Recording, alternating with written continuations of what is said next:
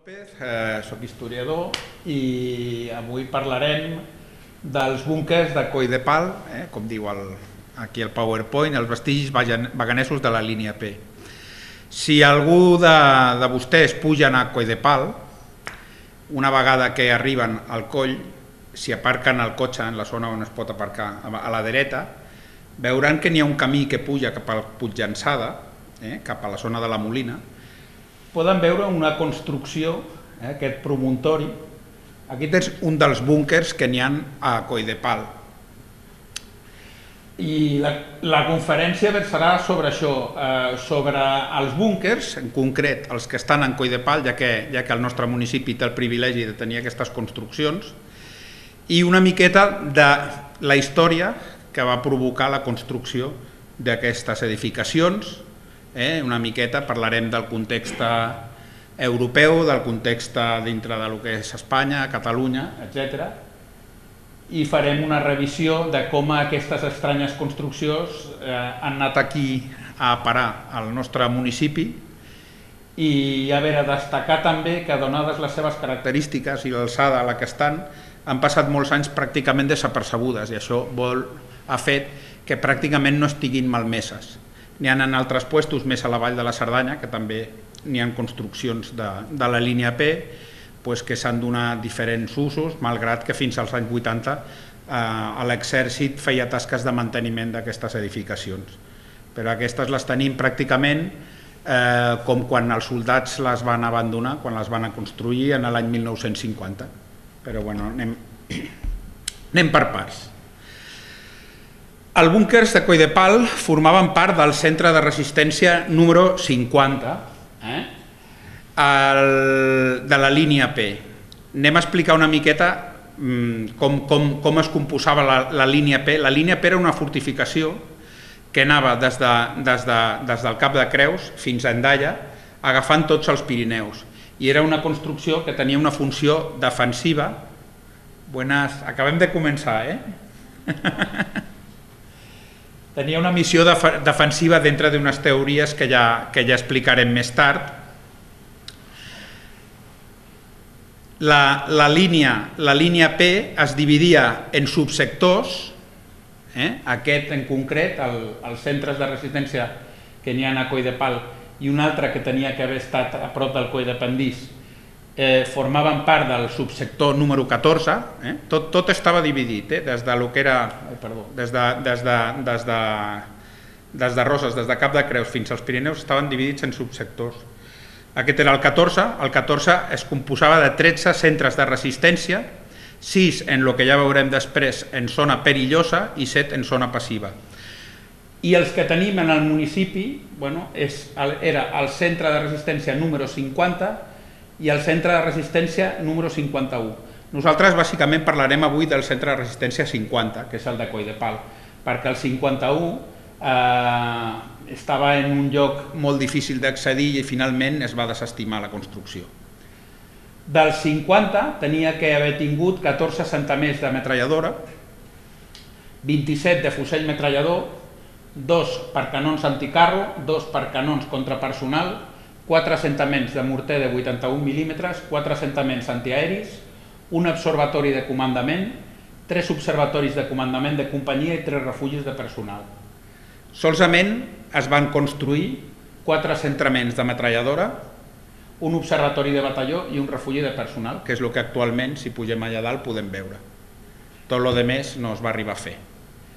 I el centre de resistència 51 constava de 12 assentaments per metralladora, 12 per fusell metrallador, 4 de morter de 81 mil·límetres, 3 observatoris de companyia i 8 refugis de personal. Podríem dir que el centre de resistència 50, en el moment que s'hagués armat i que s'hagués posat la tropa necessària per defendre'l, hauria tingut, potser estaríem parlant d'una defensa composta més o menys per un miler d'homes. Era un centre de resistència, no de primera categoria, però era important, i la seva missió era tallar la carretera que connectava la Cerdanya a través de Coll de Pal amb el Berguedà i que era una via directa per accedir a Berga i de Berga a Manresa, Manresa a Barcelona. Aquí podem veure en les fotografies l'estat d'un dels búnkers, que era el que sortia en la fotografia primera que hem mostrat. Aquí podeu veure l'entrada. Hem de dir que els búnkers aquests es van fer de formigó i després es van recollir de roca, de tal manera que queden molt camuflats en el terreny. I era una de les seves armes, precisament per passar desapercebuts, era el camuflatge. Allà al fons es veu la carretera de Coll de Pal, i com podeu veure, el búnquer aquest, des de la posició de la metralladora, controlava tot un sector de la carretera, com podeu veure la fotografia que està presa des de l'espillera del búnquer. Aquí tenim una miqueta el que és el plano de situació dels búnkers del centre de resistència 50. M'aixecaré així. Això seria la carretera de Coll de Pal, d'aquí pugem des de Bagà i aquí aniríem Poça de Ripoll, però si aniria cap a la Cerdanya. I aquí teníem dels búnkers que estan fets el que s'ha anomenat 5 bis i 5, que són de metralladora, que cobrien, a més, estan orientats, diguéssim, les arpilleres per fer tiro al bies, per controlar les zones i cobrir el sector amb el tiro de la metralladora. El búnquer número 1 és el que és l'observatori de batalló. El que hem anomenat número 2 seria el refugi de personal, que són aquests 3 forats. Suposo que si han anat per aquí dalt, algú de vostès el pot haver vist. Aquests són els que es veuen més a prop de la carretera, que estan anant cap a la zona del Coma Floriu, que n'hi ha una font per al bestiar, estan aquests 3. I els altres són els que són d'assentaments de metralladora, que hem anomenat el 5, el 5 bis, el 6 i el 6 bis, com sortia en el plano que hem mostrat abans.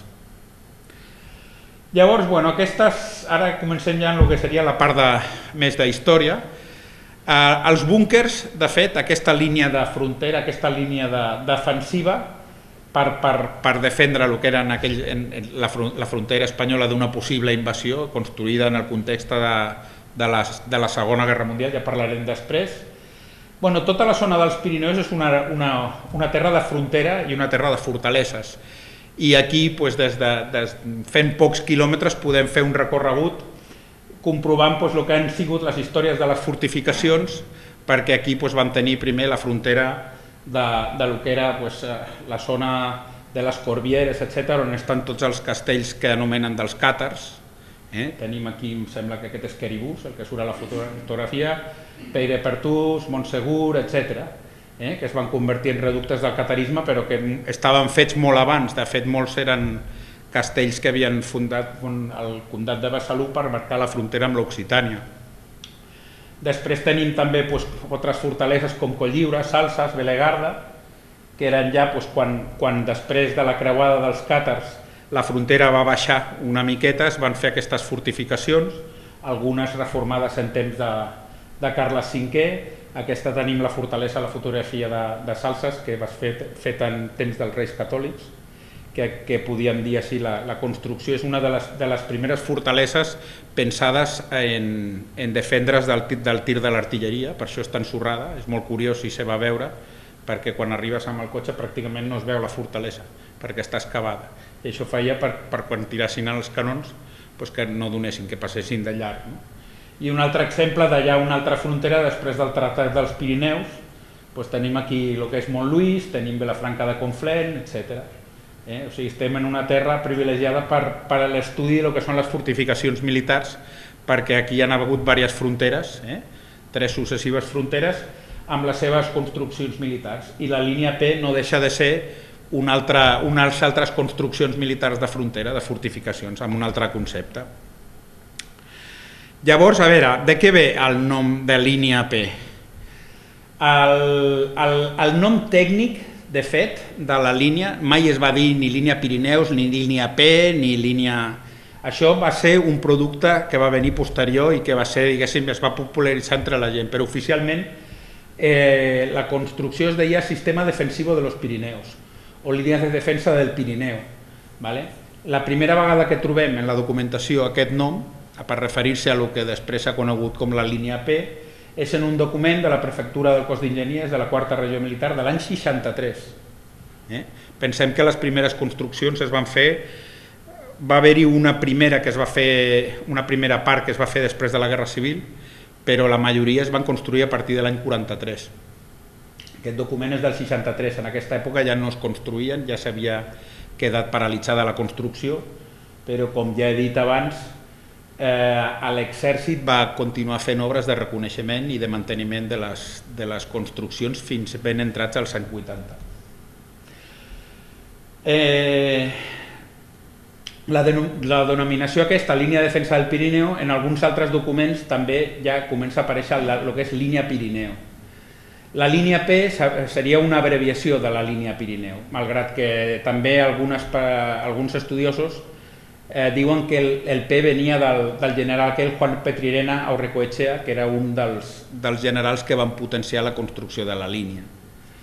Després, un altre nom que se li va donar d'això de la línia P era la línia Pérez, també la línia Gutiérrez, la línia García, més o menys això era relacionada amb oficials que tenien aquests cognoms i que van intervenir en la construcció, com el general Manuel Duelo Gutiérrez, que era el cap del quart cos dels enginyers del quart cos d'exèrcit, també el general García Baliño, i també una miqueta podíem dir que tenia, com explica aquí, un cert to sarcàstic, com havia a França la línia Maginot, que s'havia construït en l'època del ministre Maginot per protegir la frontera franco-alemana, aquí una miqueta així en plan es va dir línia Pérez, fent una miqueta de conyeo amb el tema aquest. Llavors jo no considero que malgrat que sí que és veritat, com ja veurem després, que tot l'esforç que va suposar els diners, etc., d'aquesta construcció, que no va servir mai per res, perquè mai es va armar, mai van haver-hi, hem parlat aquí de búnquers de fusells ametralladors, de metralladores, de morters, mai es va armar cap construcció de la línia P. Estaven construïdes i en cas que hagués hagut una guerra s'haurien, diguéssim, acabat, s'haurien rematat les trinxeres i les instal·lacions i llavors sí que s'havien posat les armes de defensa. Però mai va haver-hi guarnició ni mai van estar armades. Com anava dient, l'exèrcit soviètic ataca Finlàndia i en un principi una línia defensiva molt pobra, que és la línia Mannerheim, aguanta l'atac dels soviètics, també hem dit que va ser el mes de gener, allà fa molt de fred i l'ofensiva va parar perquè l'exèrcit rus, a part de ser frenat per als finlandesos, no estaven ben preparats, malgrat ser russos, i van morir molts soldats de congelacions, etc. Va ser un gran desastre per a l'exèrcit de Stalin. El 12 de juny, pocs mesos després, Espanya, que s'havia declarat en un primer moment neutral, es declara no bel·ligerant. Això què vol dir? Que no intervé en la guerra però que no és neutral. Llavors clarament estarà en un principi donant suport a l'eix, al bàndol de l'Alemanya nazi, la Itàlia de Mussolini i el Japó. El 15 de juny del 40 els alemanys sobrepassen la línia Maginot. És per això que molts estudiosos del tema diuen que aquesta construcció ja en l'època que es va fer eren construccions obsoletes, perquè la línia Maginot, si algú té la sort de visitar-la, és algo impressionant. Pensem que són com ciutats, dintre tenen connexions de ferrocarril, eren autèntiques ciutats defensives amb unes construccions d'artilleria, amb unes proteccions d'acer, algo que era antibombardeo impressionant. I els alemanys el que van fer, van entrar per Bèlgica, van sobrepassar una sèrie de fortificacions que tenien els belgues i el que van fer és envoltar la zona de la línia Maginot i els soldats que estaven per defendre allà es van quedar tancats i els alemanys els hi van entrar, per dir-ho d'alguna manera, per darrere. El 25, parlem del 15 de juny, els alemanys sobrepassen la línia Maginot. 10 dies després, França capitula. Per què? Perquè tota la seva defensa l'havien concentrat en la línia Maginot. A la línia Maginot, al ser sobrepassada i totalment inefectiva, França cau. Venia el desastre de Dunkerque, l'evacuació del cos expedicionari britànic, etc. i bueno, França cau en poder dels alemanys, mitja França. El 5 de juliol, pocs dies després de la capitulació de França, es dicta la instrucció C6 per la vigilància i seguretat del Pirineu. Pensem que els alemanys, quan conquereixen França, arriben al Pirineu. França queda dividida en dos, el que seria la França ocupada pels alemanys i el que seria la França del govern de Vichy, que era un govern que, aunque el que manava era el general Pétain, que era un héroe de la Primera Guerra Mundial, era un govern profeixista alemany. Les tropes alemanes estan en Hendaya, estan en la frontera. Llavors es veu la necessitat de fer alguna cosa d'un tema de vigilància perquè la guerra la tenim aquí al costat, i es dicta la instrucció C6. El 23 d'octubre hi ha l'entrevista entre Franco i Hitler en Hendaya, aquí tenim la foto. Passa l'any 41 i el 12 de febrer hi ha l'entrevista entre Franco i Mussolini en Bordighera, i una miqueta Espanya parla amb els dos capitostes de l'eix, més amb Hitler, del paper futur d'Espanya en les hostilitats. Aquí sobre, per exemple, la conversa d'Hendaya s'ha parlat molt, però sembla ser que a veure, una miqueta Hitler va començar a demanar-li excessives coses a Franco, al revés, Franco a Hitler per ajudar, i a Hitler l'ajuda de l'exèrcit espanyol tampoc li era una cosa molt necessària, perquè l'exèrcit espanyol pràcticament era un exèrcit que sortia d'una guerra, estava fatal de material i Alemanya gastat moltíssims diners en equipar tot un exèrcit espanyol modern. Sí que tenien homes, però havia una història també que era un intent de facilitar l'entrada de tropes alemanes per conquerir Gibraltar i tallar l'entrada del Mediterrani, però una operació militar que es va dir Operació Fèlix, però al final aquesta operació tampoc es va desenvolupar. I bueno, tampoc entrarem perquè això ja ens perdem una miqueta. Bueno, en l'any 41 també els italians, quan el 41, el 22 de juny, l'exèrcit alemany invadeix la Unió Soviètica. De fet, tenien que haver-la invaït abans, però el senyor Mussolini va anar per lliure i es va dedicar a invair Grècia. Cosa que al final els grecs, que tenien un exèrcit que tampoc era molt bo, els hi van donar una pallissa als italians, i els alemans, que ja tenien tot muntat per invair la Unió Soviètica, es van tenir que distraure en invair Iugoslàvia, en invair Grècia, i tota l'operació aquesta de Barbarroja es va retrasar, i que es pensa que per aquest retard que va haver-hi els alemans no van arribar a Moscou, i la història podia haver canviat si el Mussolini no s'hagués ficat a Grècia. Però aquí el que importa és que, per exemple, els grecs havien fet també al temps de postguerra una línia defensiva, que era la línia Metaxas, i els alemans sí que en aquest moment també la desborden ràpidament, amb tropes de muntanya, atacant-la una miqueta amb la mateixa tàctica que van fer amb la línia Maginot, la sobrepassen i entren en Grècia. El 22 de juny, l'operació Barbarossa, i l'11 de juliol els alemanys trenquen la línia Stalin, que era una altra línia fortificada que havien fet els soviètics per evitar un possible abans dels alemanys o de què fos. Hem de pensar que aquestes línies defensives, diguéssim, la tàctica de defensa ve de la Primera Guerra Mundial. La Primera Guerra Mundial va ser una línia de trinxeres, línia defensiva, de defensa, no havia de moviments encara. Llavors, diguéssim que aquestes línies són una miqueta hereves de la tàctica militar de la Primera Guerra Mundial. A la Segona Guerra Mundial, els alemanys, precisament amb el que era el Blitzkrieg, que era la guerra llampec, fan que aquestes línies, en molts dels casos, siguin superades i que siguin totalment inefectives. De fet, menys l'exemple de la línia Mannerheim que hem parlat de Finlàndia, tots els exemples que han sortit fins a llavors són de línies defensives superades. Línies que, a veure, com la Maginot o la línia Stalin, tenien unes defenses molt més serioses que les que tindrà la línia Pirineus, o les que tindria que haver tingut la línia Pirineus. Però després ja veurem uns altres exemples en què hi ha línies defensives que aguanten. El 13 de juliol amb la política surt el primer contingent del que es va dir la Divisió Azul, la 250 Divisió d'Infanteria. Aquí tenim una foto que era composada en un principi per voluntaris de falange, però que va arribar un moment que per omplir quadres de comandament i tal se va allistar també personal voluntari de l'exèrcit i també personal no voluntari.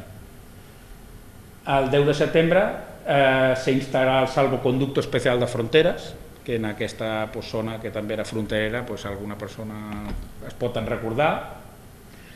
1942 és un any de canvis.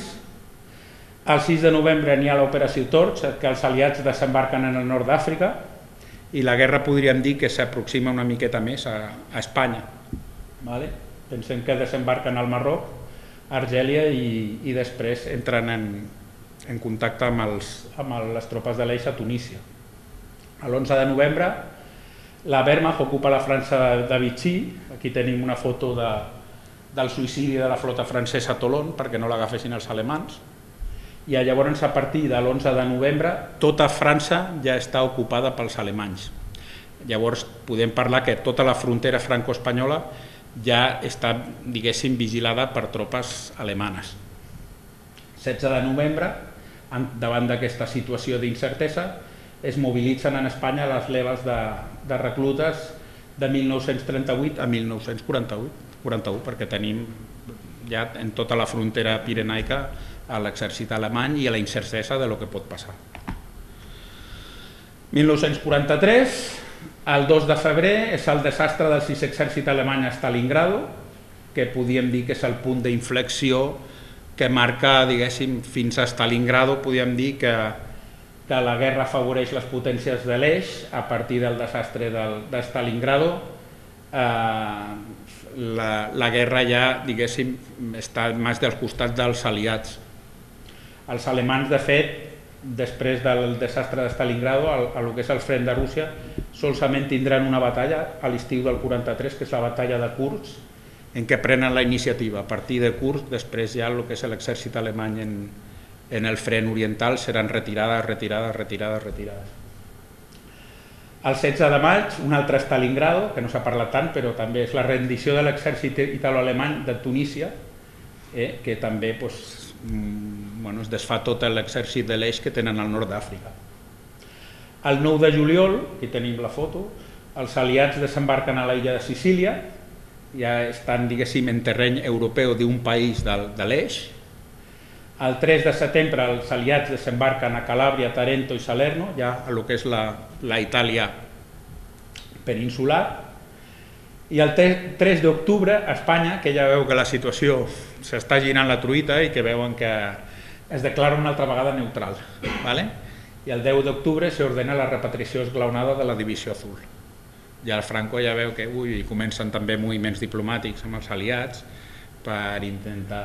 Hem de dir que de la Divisió Azul va tornar la majoria, es va quedar com una mena de batalló, així que era la Legió Azul, i després, al final de tot, va haver-hi fins i tot una unitat que es va passar a les SS i va combatir fins a la caiguda de Berlín, però ja eren persones que anaven una miqueta per lliure, que ja el govern espanyol es desentenia d'ells. A l'any 44, aquí tenim, per això parlava jo de les línies defensives aquí exitoses. El 4 de gener, els alemans basen la defensa del que és la península d'Itàlia en una línia defensiva, en primer lloc, que és la línia Gustav, que no és una línia molt com la línia Maginot, que té vies de tren, té artilleria, no, és una línia que en un principi és una mica improvisada. El que passa que els enginyers militars alemans la munten molt bé, es basen també en el suport del terreny i fan una línia defensiva que és la línia Gustav, que pràcticament, ja ho veurem, és pràcticament infranquejable. El primer intent, a més el Gozne que tenia aquí sobre el que girava la línia defensiva alemana, estava en Cassino.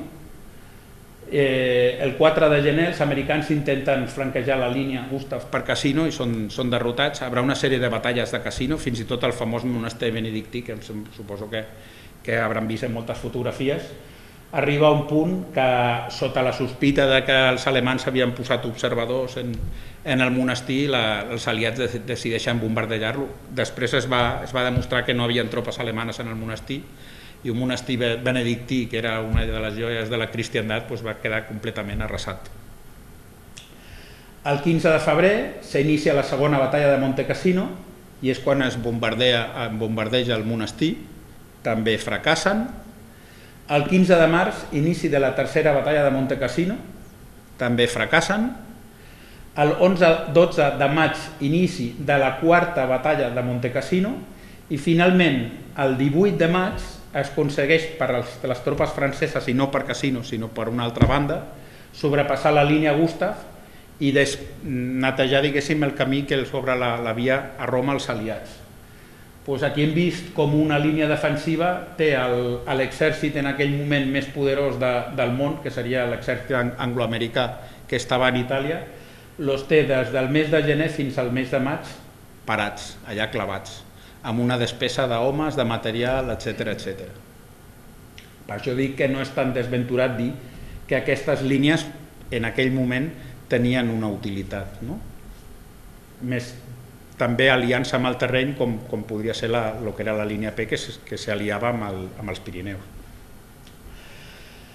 El 4 de juny els aliats lliberen Roma, el 6 de juny els alemans desembarquen en Normandia, el 15 d'agost els aliats desembarquen a la Provença, i el 23 d'agost es dicta la instrucció C-15 de l'Estat Mayor Central per a la fortificació de los Pirineos.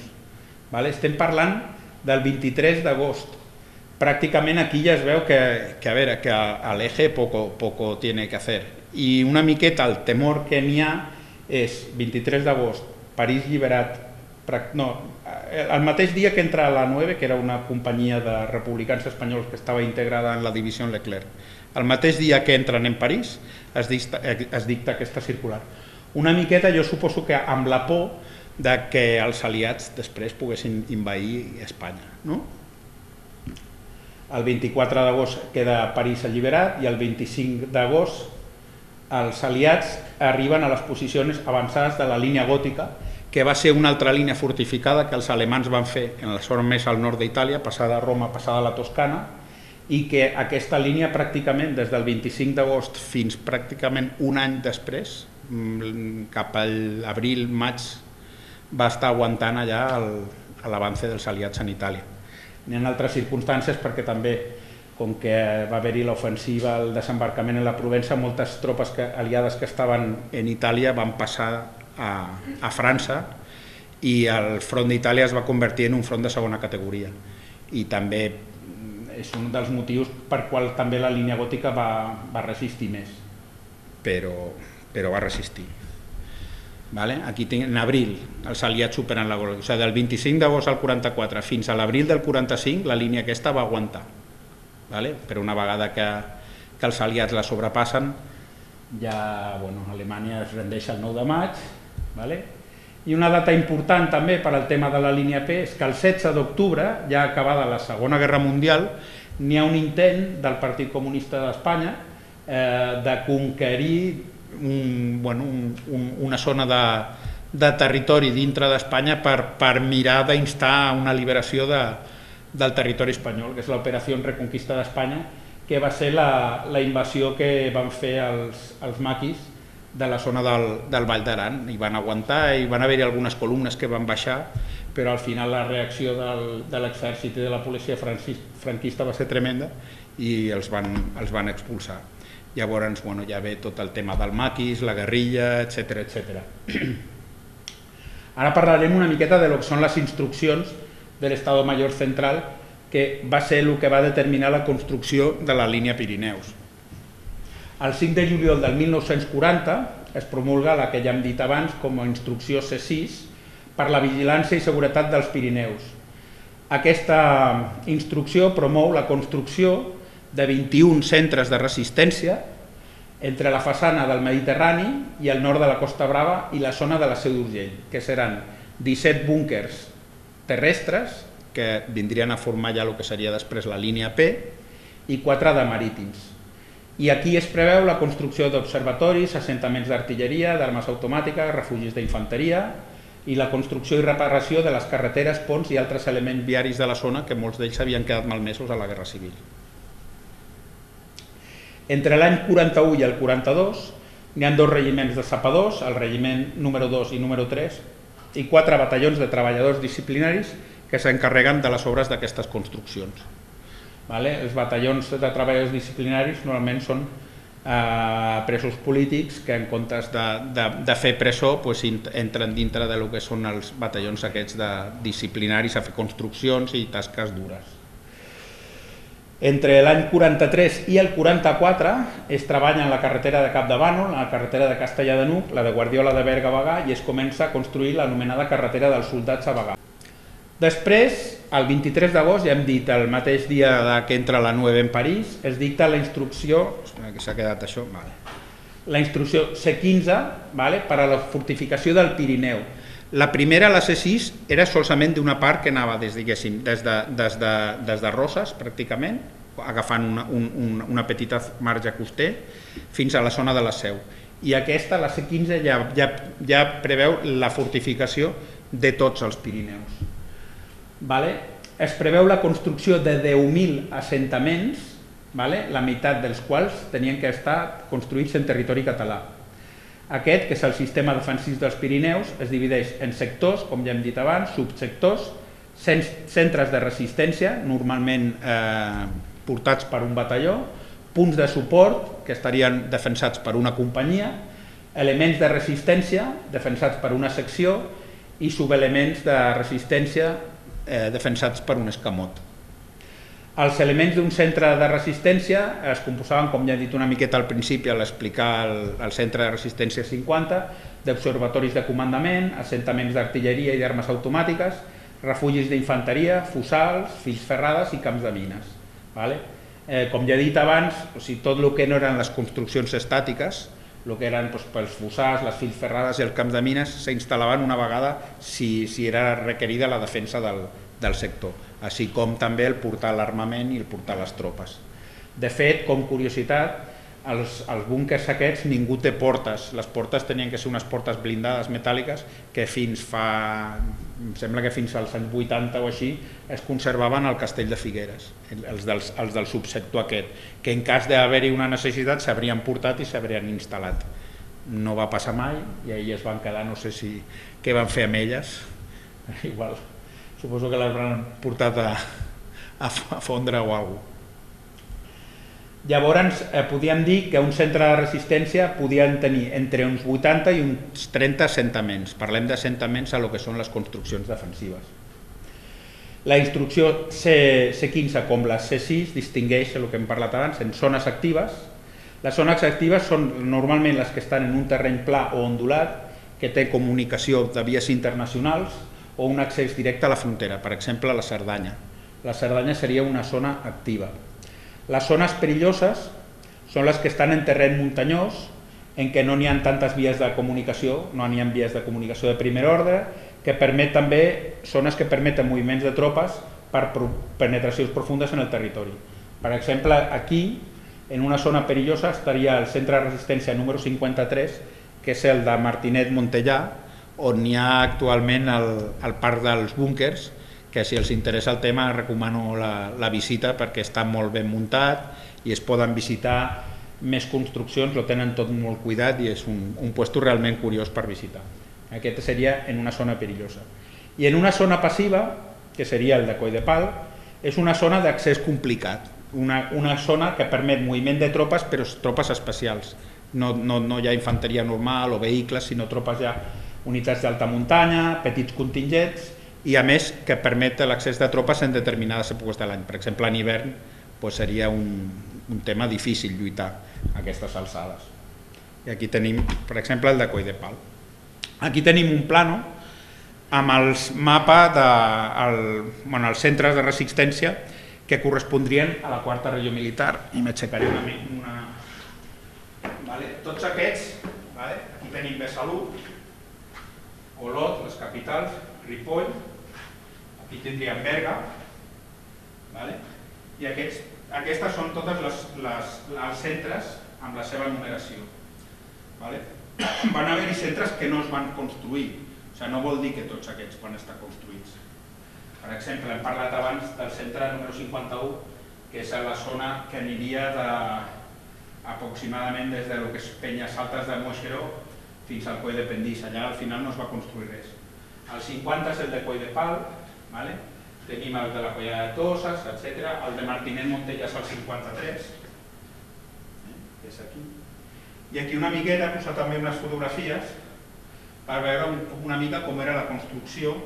Això són fotografies de dintre dels búnquers, es van fer de formigó i en algunes parts es va conservar els encofrats de fusta, perquè això sí, si es visita, això era perquè les bales, si entraven dintre, es clavaven a la fusta i no rebotaven, perquè la bala, si pegaven al formigó, podia fer esquirles de formigó i feria els soldats. Llavors, en algunes zones de protecció es va deixar la fusta i actualment, si es puja allà dalt, està tal qual. Aquestes fotografies tenen 3 anys. I la fusta aquesta va ser col·locada en l'any 50. També aquí n'hi ha algunes estructures que això conservava, servia per posar potser els telèfons de campanya per comunicar-se entre els búnquers, en alguns llocs per guardar els fusells, etc. I com ja he dit, degut a la seva alçada i a la dificultat de localització, els búnquers aquests s'han conservat molt bé. De desembre, l'Assemblea General de la ONU recomana als membres de les Nacions Unides la retirada dels ambaixadors. De fet, podríem dir que molts pocs països van apoyar Espanya. N'hi ha l'Argentina de Perón, amb la Evita i els famosos enviaments de carn d'Argentina, etc. Però pràcticament Espanya queda totalment aïllada. En l'any 47, el 12 de març, hi ha un discurs del president Truman condenant els règims comunistes. Aquí estem ja a l'inici del que després serà la Guerra Freda, pensem també a l'inici de la Guerra de Corea, etc. I arriba un punt que la política aquesta d'aïllament, com dictada per les Nacions Unides per ser el règim de Franco, un règim que ha donat suport a l'Alemanya de Hitler, etc., també, al ser Franco també un enemic dels comunistes i començar el tema de la Guerra Freda, la situació aquí comença a canviar. Trigarà, però comença. El 18 d'abril hi ha una llei per a la repressió del bandidatge i el terrorisme, per lluitar contra el maquis, i el 27 de maig Franco visita les obres del Centre de Resistència 49 de la Collada de Toses, el que està, no sé si, després n'hi ha l'hotel, aquest lo va visitar el 27 de maig del 47. L'1 de setembre es crea el Regimiento de Zapadores de Fortaleza número 1, que va ser un regiment creat exclusivament per fer les obres en la línia Pirineus.